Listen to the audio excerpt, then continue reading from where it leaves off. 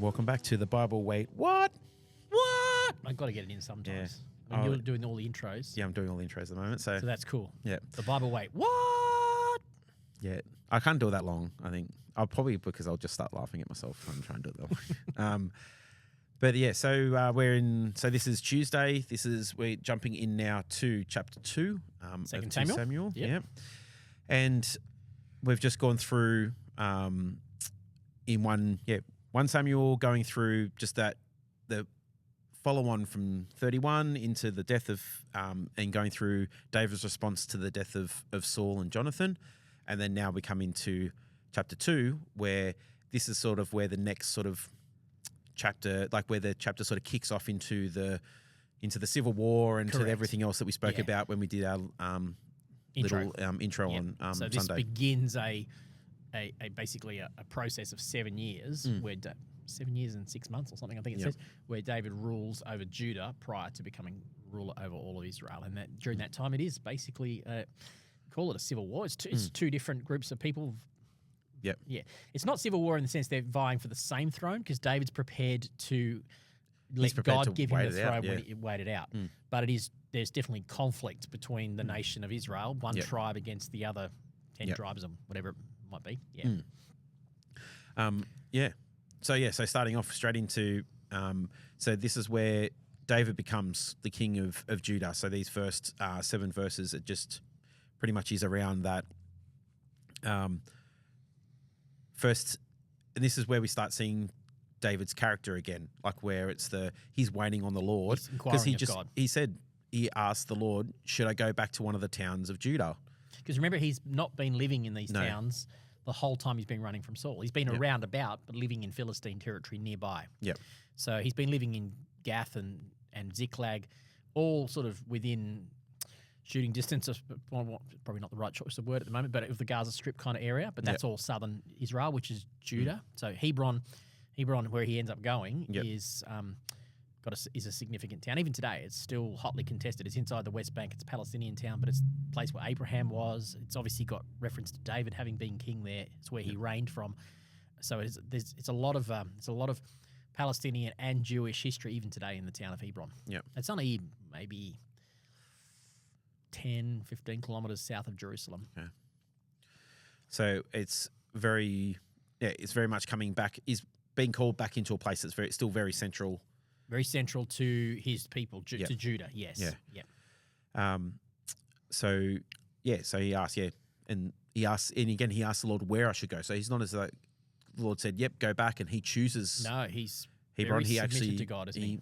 Lets God let him know where he should go, and so that's where he ends back in Hebron. So he went with his 2 wives, and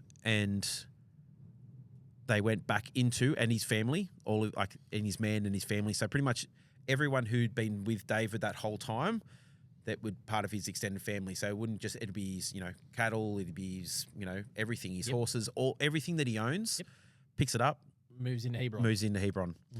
I love the way he went with his 2 wives and just carried and then didn't even bat an eyelid at that, did you? No. Because you understand the context. I understand the context, and I suppose that's where... That's a bit of a wait, what, if you don't know the context. This is, polygamy was a normal, common part of practice, even in Israel at the time. Even though we know that, going back to the book of Genesis account, it was not God's ideal. It was still very much a common thing, especially for people in authority. And David will take more wives. And as has always been the case in positions of authority in kings and so on, most of these wives that the king would take were for political alliances. Yep. And the history of Europe has been, Middle-aged Europe has been built on exactly the same thing, political alliances. Yep. And I think that's I know that we've talked about it a lot through a lot of the podcasts where we've touched on that idea of polygamy and the fact that it is a lot through the Old Testament, that we see that a lot there.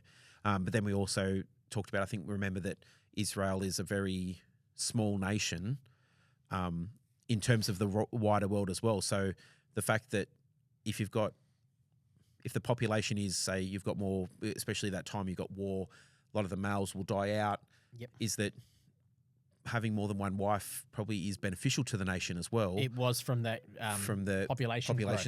Yeah, that's right. That all comes into the mix. I think while we have a standard, it's very easy for us to sit in judgment on that without just thinking through a little bit more of the implications of it. Exactly right.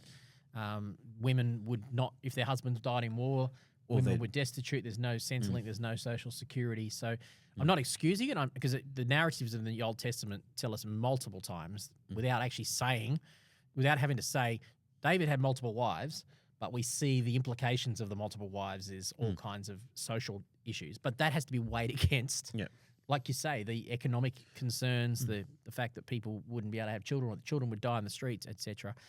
And this stage, David's, the two wives he's got, we don't know much about Ahinoam, but Abigail, she's the one who pleaded with David not to kill her first husband, Nabal. So she has I get the impression David and her have a deep respect, a deep love for each other. There is also one other wife that he previously had, Saul's daughter, Michal, who come back into the story a little bit later on. But at this stage, he's just got these two wives. He'll get more. He'll accumulate more wives, which is not good, but that's what happens. So that's where, pretty much, everything goes back, and then the men of Judah came to David and anointed him king over the people of Judah. So he's just gone, Lord, what do you want me to do? Do you want me to go back? Yes, go back. Where am I going? Hebron? No worries. Let's go. Picks up everything, goes, follows what it is that God's asked him to do. And then the men of Judah came out to him and said, you are now a king. So it was David not then seeking he was just seeking what the Lord wanted. And at that point, then the people have announced him as the king of Judah. And this is a really good point to say, because we'll see it again 7 years down the track when it happens with Israel too. I think there are all kinds of different structures for leadership, and even in the New Testament, it's very much prescriptive it's very much descriptive rather than prescriptive, as they're still figuring it out. But I think what we see in David's heart here, if we can extract it out, is a really good model for leadership.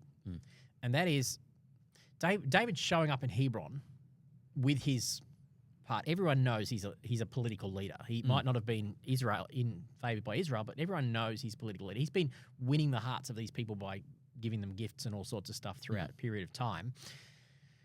But what basically, this is how leadership works. David, for all intents and purposes, he shows up he puts his hand up and says, I believe God's called me to lead. You don't see it in the narrative, but the fact that he's showing up is an indication of that. I believe God's called me to lead.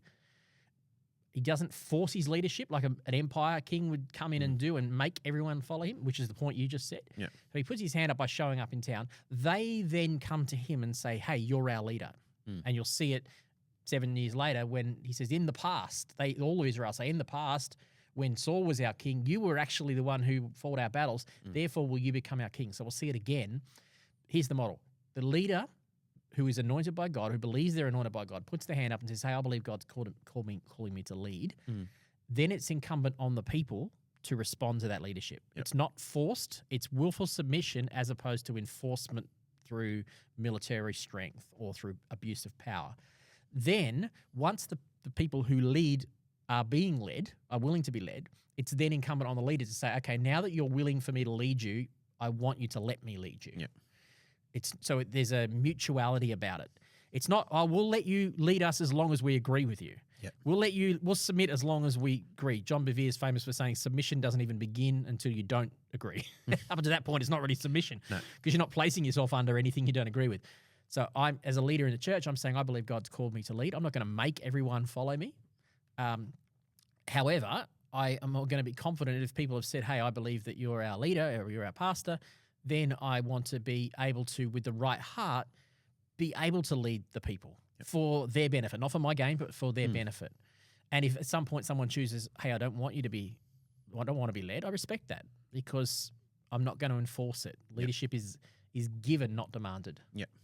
I think it's just worth putting that in that context because I think that's very much what we see in David's heart. Not always, because he has a few problems where he makes mistakes, and David and Bathsheba in a few chapters story coming up. But generally speaking, that seems to be the model Dave works with. He submits to the Lord. Where shall I go? He's always asking God for his direction, and he avoids at all costs enforcing his leadership upon people. So moving forward on in that sort of section here, where in that first 7 verses, it just then he heard that the men from Jabesh Gilead had buried Saul, and so he sent them a message saying, "May the Lord bless you." So again, giving honor to them for honoring the Lord's anointed. So that continuing that theme of Saul was the Lord's anointed. So I want to give my thanks and may the Lord bless you for doing that and being loyal in that way. Is there also, well, I'm not downplaying his heart. Yeah. Because clearly we've seen it in the previous chapter. He's written a beautiful song. Yeah. But he could have also not done it. So why do you think he's writing to these people? Oh, again, it's bringing favor, showing that I'm,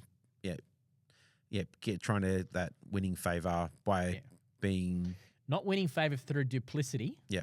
There's nothing ingenuous about this. Is that the word? Ingenuous? Disingenuous. There's nothing fake about this. Yep. It's genuine, heartfelt gratitude. Yep. Because people can read fake. Yep. But it's also, as Jesus would say, being as wise as a serpent and as shrewd as a dove. Because he is winning the hearts of these people, not through military prowess, not by forcing himself upon these Israelite people, but by genuinely honoring and showing respect to them. He is personally reaching out to them. It's the whole win friends and influence people thing get a bad rap because it can be done with the wrong motive. Yeah. But there is a way to do this with the right motive. Yeah. If you search your heart first, you can win tremendous positive outcome by actually taking the time to genuinely praise and thank people and honor people for what they've done. Well, that's like there's even like when you talk about like even the spiritual gifts type thing, there's even like the gift of encouragement. Yeah. So someone who with a very genuine heart is very like they have this gift of being able to genuinely come out and give people like praise and honor and be able to encourage them in what they do and do it in such a way that it comes like that is very genuine and very God-given. Yeah. And that's not like that's seen as a gift, not something that's seen as, oh, you're just trying to, make yourself look good type thing. So there is a venue, like, and as you said, people can read fake. So he wouldn't have just done this going, oh, well, everyone's just going to believe it because, I'm David. Yeah. It's because we've seen it from the examples set before, he genuinely would have had that heart. Yep. And he's just then made it official in terms of the way that he would have been like, oh, that's like, he would have heard the report that happened and would have went, I thank the Lord that they like that they're like that and may the Lord bless them. But not only did he then maybe even pray that, then he's also then sent a letter to them and or sent a message to them saying, and he actually goes further and he says in verse 7, now that Saul is dead, I ask you to be my strong and loyal subjects, like the people of Judah have. So he's actually asking, hey, I believe God has called me to lead. I believe I'm leading Judah. Jabesh Gilead is a long way from Judah. It's up in the Gilead is in, I'm assuming that's where it is. Gilead is the Golan Heights. It's up on the east side of the Galilee. It's a long way away from Judah. But there's a group of people here who he's heard have done something valiant. He likes that. He values that. And maybe they're looking for something and he's thinking, hey, I'd love to have a political outpost out there. But once again, he's not forcing them. He's asking them. Would you let me lead you? Yep. We don't know. I don't think it says here whether they say yes or no. But no, it doesn't say. It doesn't say here in front of us at least. It might mention it later. It might mention it somewhere else, Well, it does actually mention at some point when we go through who's aligned with who. So maybe we'll see that. There we go. So Gilead is under Ishbosheth.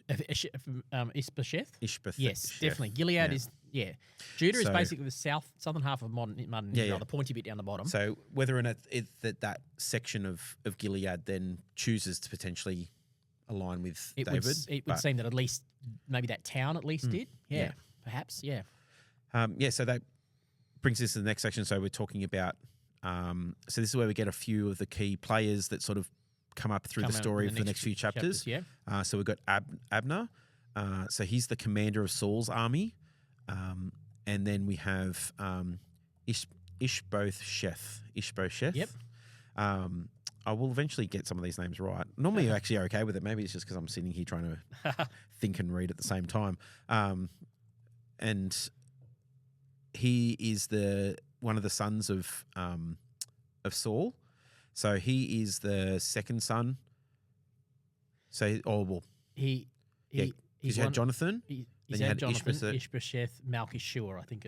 Melchishua, Yeah. and then Mephibosheth. Mephibosheth is the son of Jonathan. Oh, he's the son of Jonathan. He's that's Saul's right. grandson. Yeah, Saul's grandson. Yes. So Yeah. so But you've Saul got also had multiple. Yeah. Just But like that- the like kings in did, that. but in the Yeah. in the story, yeah. Yeah. I just checked it up because I thought that was the case.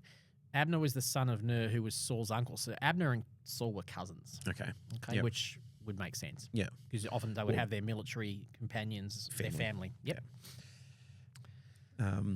So that's where. So we're in this story. So Abner, who's the commander of Saul's army, so he's taken Saul's son. So obviously, seen what's happened, know that Saul's dead. So he's got on the front foot and going, okay, I've got to look after being still loyal to Saul. Totally. I mean, this yeah. this speaks, and you'll see this all the way through. Abner's integrity through the whole deal is huge. Yeah. Because Abner is the commander of the army. Do you know what happens most times in ancient times when the king was killed? Yeah, they just flip. You know who becomes the king? Yeah. The commander The of commander the army. comes. Yeah. Well, that's all, Exactly. He could have actually claimed the throne himself. Yeah. So again, like this is so it's again someone who has some form of integrity is in charge.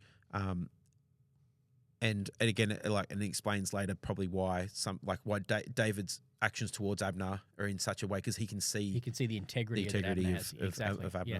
And the narrative will paint Ishbosheth's a weak dude. He doesn't have a strength. He's not really capable of leading the country. In fact, really, Abner is leading the country. Yeah. And ultimately will try to lead all of Israel back to David.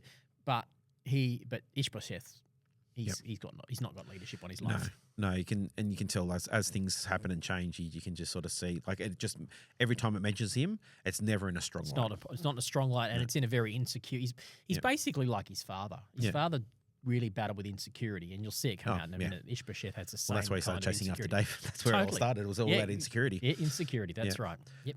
And where's opposite for Jonathan? So it's really funny that Jonathan was the opposite. Jonathan was cut from a different mold. So you've got two brothers. Yeah.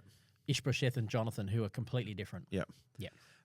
So that Ishbosheth. So even though that Abner took him there, Ishbosheth didn't proclaim himself king. Actually, Abner proclaimed that Ishbosheth was king. Mm-hmm. So again, there was that weakness that he wasn't even led there. No. Then someone else even had to just do the proclaiming on his behalf, because he was just of who he was as yeah. And sometimes I wonder whether I'm being too hard on Ishbosheth because maybe the dude didn't want to be king. Oh, there's every chance that might have been. He would have saw what happened to his father, and he might not want to do the same thing. He might have seen the mess that the leadership is. He's like a pastor's kid. Sometimes pastors' kids go, I don't want that job. Yeah. Jonathan had something on him. Yep. Maybe Ishbosheth didn't, but he's almost like a political pawn that gets thrown into the mix for the sake of the peace of the nation. Abner goes, I've got to put one of Saul's kids on the throne. Yeah. It's going to have to be Ishbosheth. Yeah. Yeah.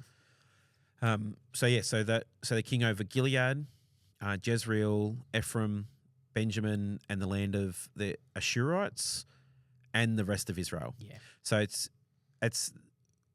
I know why they named Benjamin because I think Benjamin's playing a fairly key. The people of Benjamin seem to play a key role in. Well, Saul's a Benjamite, so Abner's a Benjamite. That's why. So the current throne is a Benjamite throne. Yeah, and so they're again, and it's funny because that's the people that sort of end up copping the brunt of all the losses and everything else under this because they're the part of Saul's family. Yes. But then is there any reason why that they would have named the other groups and then just said, and then the rest of Israel? Almost certainly, if we were to dig into it. But I don't think off the top of my head. It's covering a fair geographical region. So the king over Gilead. So Gilead is it's east of the Sea of Galilee. Yep. Up in the heights towards Syria. Jezreel is a large valley that runs from modern-day Haifa across from the west, from the Mediterranean, across to the Sea of Galilee. So it actually runs the Jezreel Valley. It runs opposite. There's a rift valley that runs north-south. Ephraim is, the hill country of Ephraim is north of Jerusalem, and then Benjamin. I don't know the land of the Ashurites. I'm not sure about that one. But basically, I think it's painting a geographical it's picture. This bit here and then everything. Yeah, it's pretty much everything north of Jerusalem. Yeah. Not including Jerusalem, but everything north. Well, actually, yes, it would have been including Jebus, the city of Jerusalem. It would have been. Yep. It's pretty much everything in the north half of Israel. So it's setting. I think the setting north is versus south. north versus south thing. Yep. A bit like state of origin. Yeah, and so and again, it would have been potentially like these are the cities that you would name because they're the cities that sort of like the key points Landmarks of where the within landmarks those within regions. and then the rest of that area. Yeah. And then obviously naming Benjamin because that's where Because that's the royal family type That's the thing. royal family area. Yep, exactly. And Benjamin actually sits. It's the southernmost of the tribes. It sits right on the northern border of Judah. Okay. Yeah. Which we'll come back to when we talk about Jerusalem in a minute. Yep. So Ishbosheth was 40 years old when he became king. He ruled from Mahanaim. Yep. for 2 years, which is interesting. So he ruled for 2 years, but then David ruled Judah for 7 before he became leader over all of Israel. So he was just the king of Judah. So there's 5 years in between him and then David ruling over all of all of Israel. So unless something else popped that I'm forgetting that sort of happens in there. No, I haven't thought. Let's see if it comes up in the story. There's got to be, because Ishbosheth's not king, which would indicate that there isn't another. Well, let's see. I don't think there's another king on the throne during that time after Ishbosheth. Well, they was don't killed. name necessarily everyone because No. we'll get to it. So I don't want to Let's just see. Let's just see. I can't remember off the top of my head. We'll get there in the next chapter or We'll so. see what happens. Stay tuned. Stay tuned. Little We'll figure out the teaser. answer ourselves. I've never thought about it either. So about the same time, Joab's son, about the same time, Joab. Normally there would be a comma in there, wouldn't there? About maybe the same time, Joab, son of Zeruiah. Yes, you're right. There should be a comma there. Yeah. Joab. Well, in our English English Western grammatical setting. You'll hear this term often, sons of Zeruiah. David will often say, "What do you and I have in common, you sons of Zeruiah?" So, in the same way that Abner was Saul's cousin, Joab and his brother Asahel and Abishai, three brothers, they were David's nephews. Zeruiah, I think, they might have been David's cousins too. I think Zeruiah might have actually been a sister of David. But there's a close family connection there as well. Yep. Joab, but just remember Joab, Abishai, and Asahel because they are the prominent people in the story coming up. So he led David's troops out and met them. Oh, have I skipped a line? I skipped a line. Didn't talk about the first line where it's verse 12. So Abner led the troops out. Oh, I see. From Mahanaim. Is it Mahanaim? Is that Mahanaim? Mahanaim, I would say. Yeah, but it depends on how you. To Gibeon. About the same time, Joab led the troops out to the pool of Gibeon. So they've two groups of troops from coming together. One north and south coming together to state of origin. Yep. Well, different version of state of origin, I guess. Still 12. Well, actually, it's 12 instead of 13. It looks like a big. It looks exactly. It looks almost like a big scrum the way it's described too. So the two groups sat down there, facing each other from opposite sides of the pool. Football field. Yes. No, it says the pool, not the football field. Then Abner suggested to Joab, "So let's have a few of our warriors fight hand to hand here in front of us." It sounds like it does sound like it sounds like hey. Just for a bit of fun before we start doing anything, let's just get a couple of our warriors to sit there and have a fight. And we can sit back and relax. But yes, as we were saying, as we talked about this it's the very much and I think we've talked about it before, even with David and Goliath, and exactly. It's that same concept. It's the putting your best warriors out there so that if the loss in this case, the maximum you're going to lose is 12 men. Yep, and hopefully there's no need for war. That's exactly right. It's a political thing to try and minimise the effect of war. Yeah. It's called the Battle of Champions. So Goliath says, "Give me one man to fight," and it was It was a Roman practice, even in the this is 1,000 years before the Roman Empire, but it's still a Roman practice that when the Roman tribes would go up against some of the Germanic tribes, the Romans would go up against the Germanic tribes. There would be this thing of you put out your best soldier to fight us, and if your soldier wins, we won't come after you. If we don't, that sort of thing. So it's a very common practice, which you understand. It's like war is a very costly thing emotionally. for the nation. If people die, the flow-on effects, like we were saying, are there. Financially, it's massive. So it would make sense that they would try to find ways to do it that would be less costly. And war generally was something that there was like, we've talked about before, even the seasons of war. Yep. So like in the spring. You're pretty much you have this, and then just because of war, just because you say, that's the time for war, doesn't mean that's when it finishes. It means that it's sort of like that, okay, we get to a point where we can't continue to fight now. We're going to go back home, replenish, redo whatever, and then come back out again and continue. We'll see. We'll see in 6 months after winter. 4 months after winter. Yeah, it was very much like that. So it wasn't as though that it's something that could go on for years. And so that's where this would definitely cut down that, totally. One, the time, but also the pressures and everything else that comes along with that. Yep. So Joab agreed. So they chose 12 men to go out and fight each other. So 12 men of Benjamin, again, so they've chosen 12 from that royal family to represent, rest of Israel pretty much. And then you have the 12 representing David and the land of Judah. Each one, so they didn't say they're not from a particular tribe either. So the land of David is from... it could have been, they haven't necessarily said who they've chosen. No, anyone from the tribe of Judah. So anyone, but where they're choosing. Where they've chosen Benjamites. Yeah. And I wonder if that's because there's already a bit of.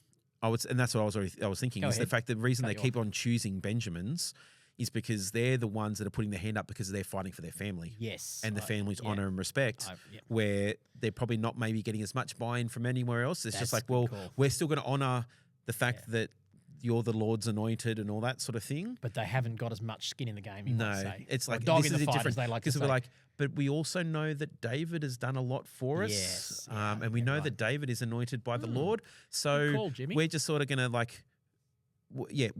obviously we're going to support you because that's who we're aligned with you at this time. Yep. But then when it comes to things like this, it seems to be a lot of Benjamites are the ones that are sort of part of that. Yep, that makes a lot of sense because there is some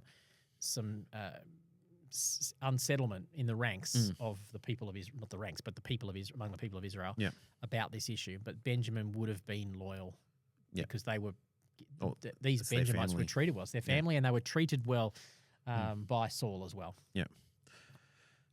So it's over a lot faster than what you would think, the way it seems. It just seems like they just grab each other by the hair and then right now throw your swords into each other. I think that's just poetic language. I'm sure it's a battle. So just said each one grabbed his opponent by the hair and thrust his sword into each other's side, and all of them died.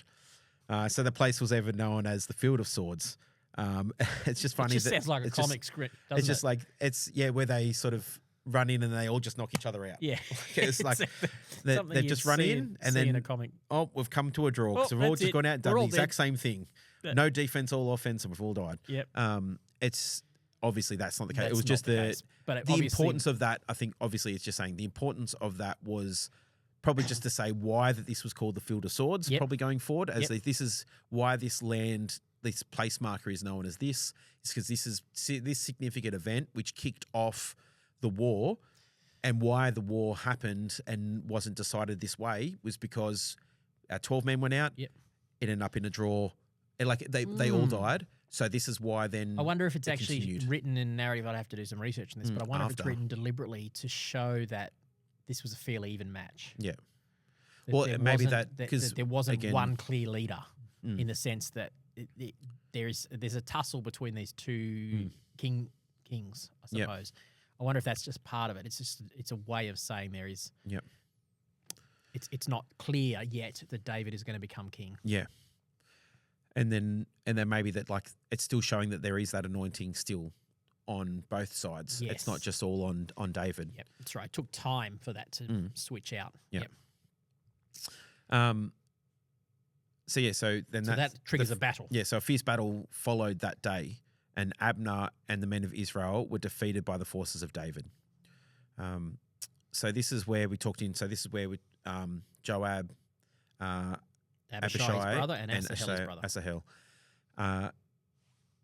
And this is where, this is sort of something that has a flow-on effect. This story here has a flow-on effect to what sort of happens over the next couple of chapters as well. Yeah, well, you need to know this story because it's setting it up. Yep. Yep. So they were there. and it says Asael could run like a gazelle. So obviously he's pretty fast. He's pretty quick dude, and he's so light. Was he the? They would say he was the youngest He's as well. the youngest brother. Yep. Um, And Zeruiah was David's sister. okay. So that makes these guys David's nephews. Yeah. But probably David being the younger brother. Yep. Probably similar age. Yep. You know, even though nephew, sometimes you can have that nephew thing that Yep. they grow up together. Yep. Yep. So he could run like a gazelle, and he began chasing Abner. So obviously, just super keen, just trying to take on the person who's leading the opposite side, and like Young and naive and full Yeah. of energy, and doesn't realize he's about to Yep. overstep his boundary. And he's actually listed. Asahel is actually listed at the end of 2 Samuel in David's Mighty Men. Mm. So he obviously had a pretty good track record for being good in battle. Yep.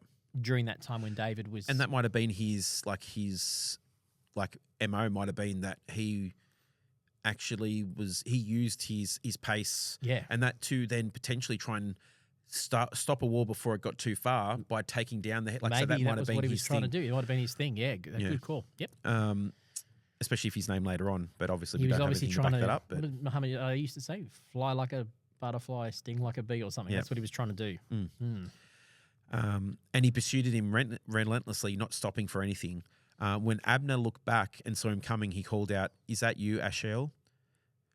I'm going to get that wrong every single time. Asahel? Asahel. Asahel.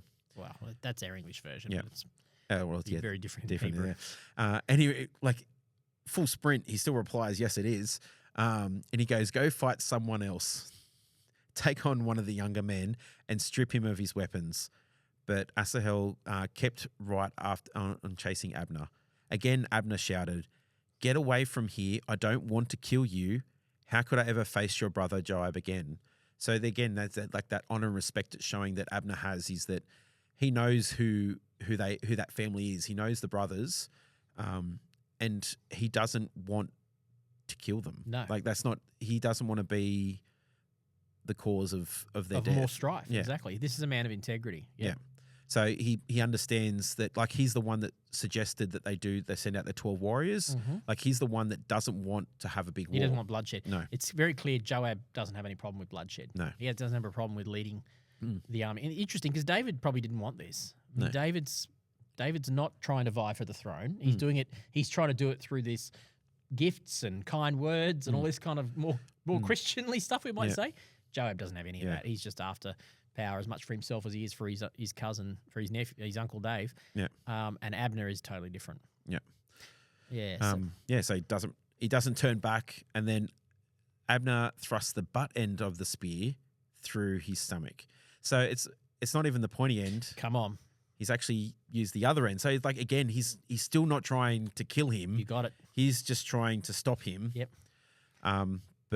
But if the guy's running fast and Yeah. the strength of Abner as a military leader, that was Yeah. enough to kill him. yeah. But it does show that was not. It was no way was that Abner's intention. No. Yeah. So it went. Yeah. The spear came out through his back. So he stumbled to the ground and died there.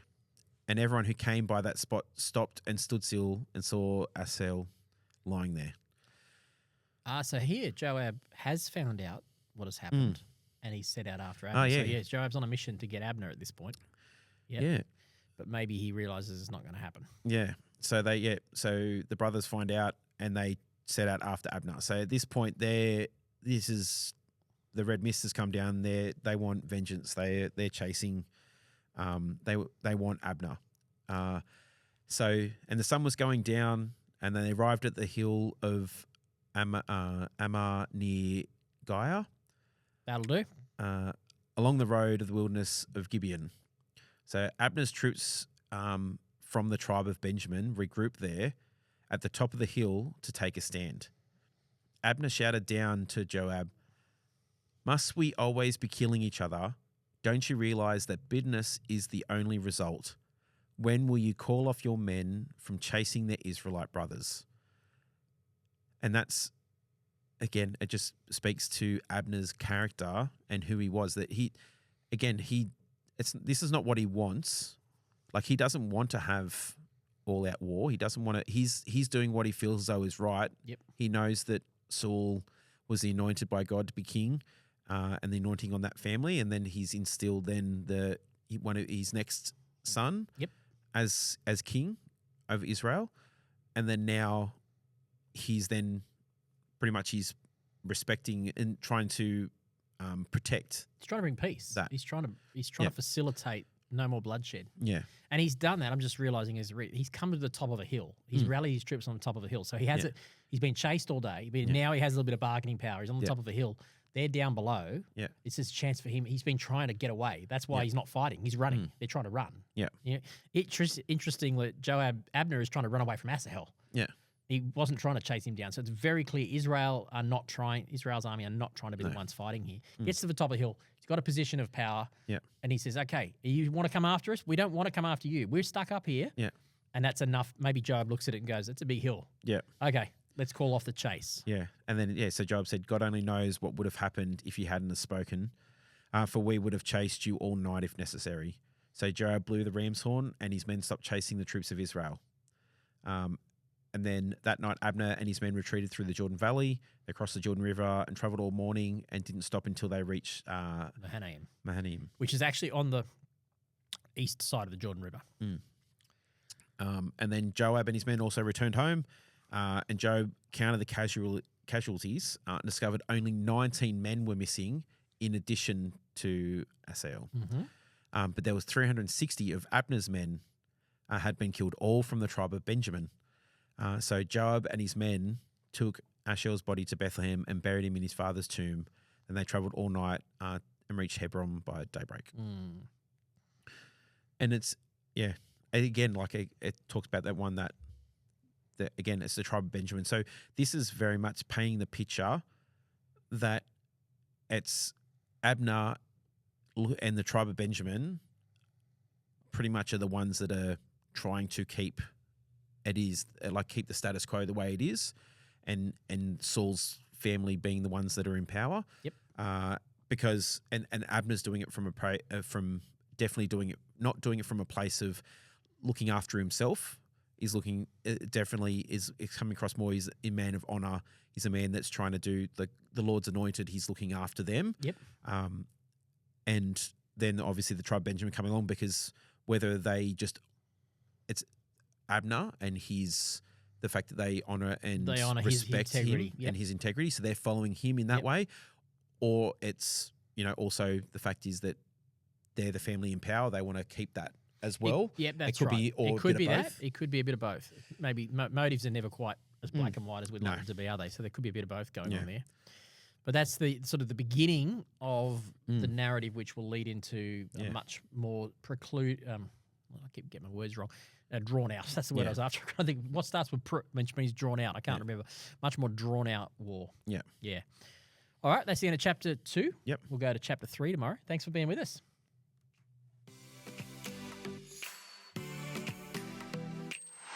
Thanks for listening to this episode of The Bible. Wait, what? Be sure to subscribe wherever you listen to your podcast so you don't miss a single episode. And you can also find us on all the socials. Just search The Bible. Wait, what? And to find out more about our church, just search C3 Camden, C3 Picton, or C3 Thirroul on the web or on the socials. Thanks for being with us today, and we look forward to talking to you on the next episode of The Bible. Wait, what?